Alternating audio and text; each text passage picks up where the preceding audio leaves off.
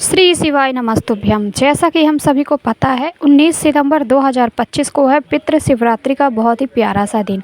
और इस दिन अगर आप बहुत ही छोटे से उपाय कर लेते हैं तो आपके जीवन की सभी दुख दूर होते हैं, आपके पितृ आपसे प्रसन्न होते हैं। क्योंकि देखिए पितृपक्ष चल रहे हैं और लास्ट ही चल रहे हैं, कुछ दिनों में समाप्त होने वाले हैं। ये 15 से 16 दिन हमारे पास रहते हैं।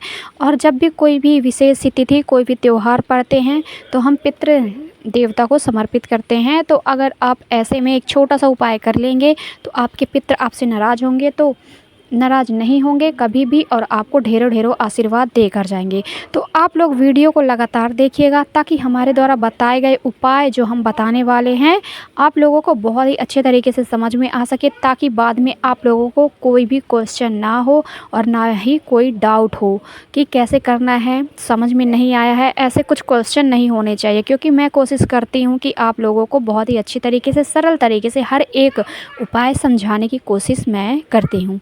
तो आप लोग वीडियो को लास्ट तक देखिएगा, वीडियो को लाइक कर दीजिएगा, चैनल को सब्सक्राइब करके जाना है, बेल आइकन को प्रेस करना ना भूलें ताकि हमारी वीडियो की नोटिफिकेशन सबसे पहले आप सभी को मिल पाए। तो देखिए पहला उपाय जो हमारा है, आप लोगों को ओम के ऊपर 7 बार जल चढ़ाना है। आप लोगों ने तो मेरे है ना देख लिया होगा स्टार्टिंग में, ओम के ऊपर 7 बार जल चढ़ाओ। तो हाँ, यही है एक बहुत ही प्यारा सा उपाय।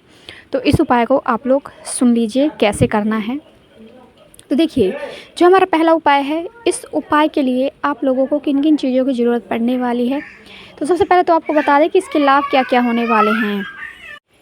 हमारा जो पहला उपाय है, इस उपाय के लिए आप लोगों को यहाँ क्या क्या लेना है ये आप लोग ध्यान से सुन लीजिए, किन किन चीज़ों की ज़रूरत पड़ने वाली है। तो पहला हमारा जो उपाय है, इस उपाय के लिए आपको लेना है यहाँ पर आप लोगों को लेना है 1 लोटा जल। आप लोगों को यहाँ पर पीतल के लोटे में 1 लोटा जल लेना है। साथ ही साथ देखिए पितृपक्ष चल रहे हैं तो ऐसे में आप लोगों को गंगा जल ज़रूरी है।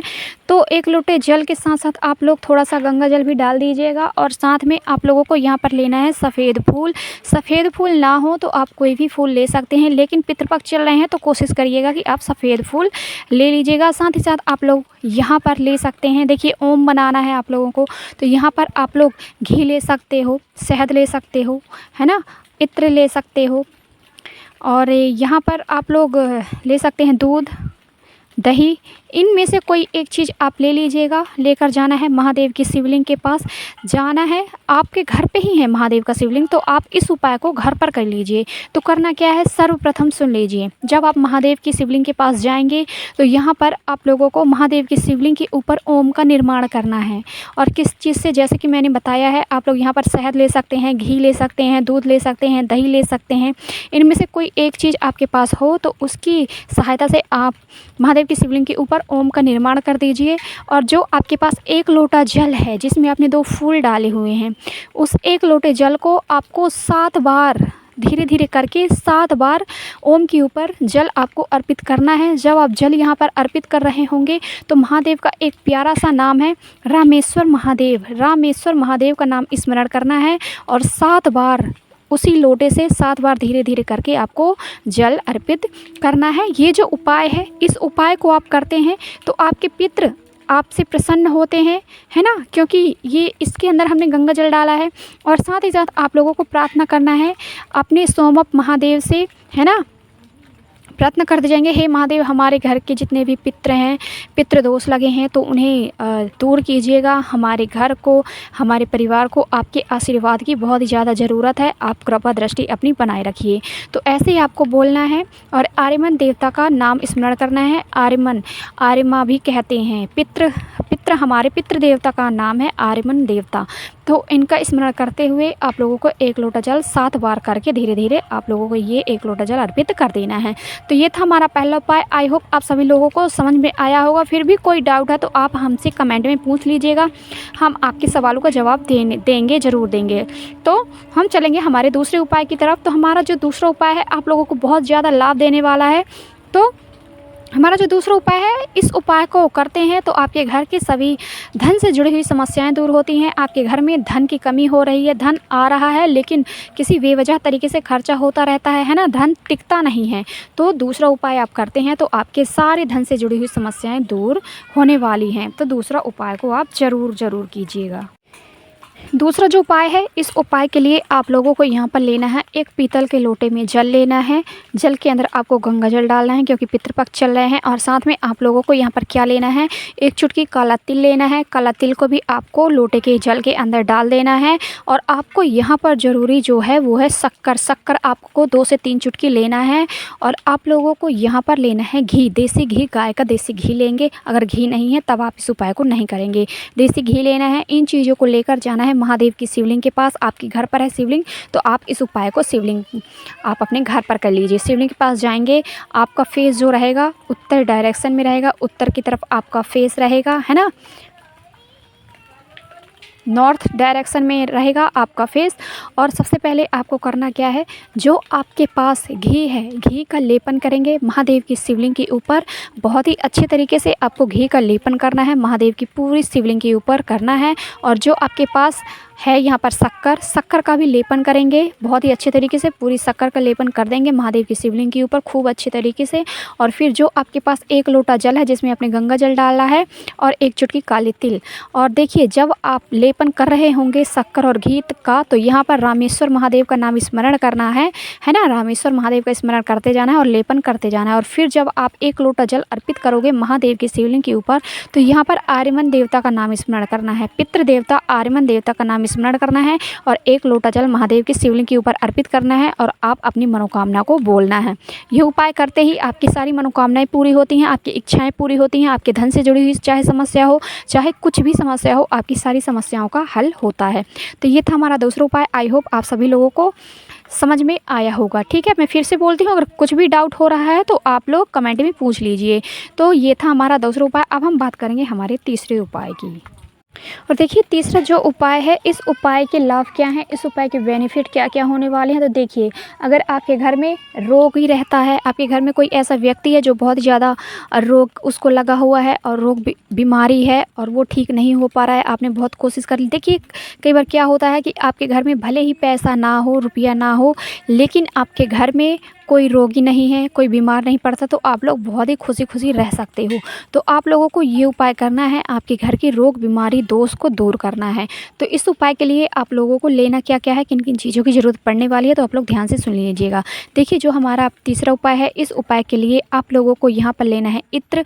इत्र आपको लेना है, याद रखिएगा छोटी डिब्बी वाला जो आता है इत्र, पूजा वाला इत्र ही लेना है। आप लोगों को यहाँ पर स्प्रे वाला परफ्यूम नहीं लेना है, इत्र ही लेना है, थोड़ा सा इत्र ले लीजिए। साथ ही साथ आप लोगों को यहाँ पर लेना है कमलगट्टा। अब कमलगट्टा आप लोग सोचोगे कि रोग बीमारी के लिए कमलगट्टा क्यों, तो देखिए चाहे रोग बीमारी के लिए हो चाहे धन के लिए हो, कमलगट्टा आप लोगों को लेना है। और जब भी मैं आपको बताया है कि एक नाम होता है महादेव का कुंदक रूप कुंदकेश्वर महादेव, जब भी रोग बीमारी के लिए और धन संपत्ति के लिए उपाय करते हो तो महादेव का कुंदक रूप कुंदकेश्वर महादेव का नाम स्मरण करना होता है।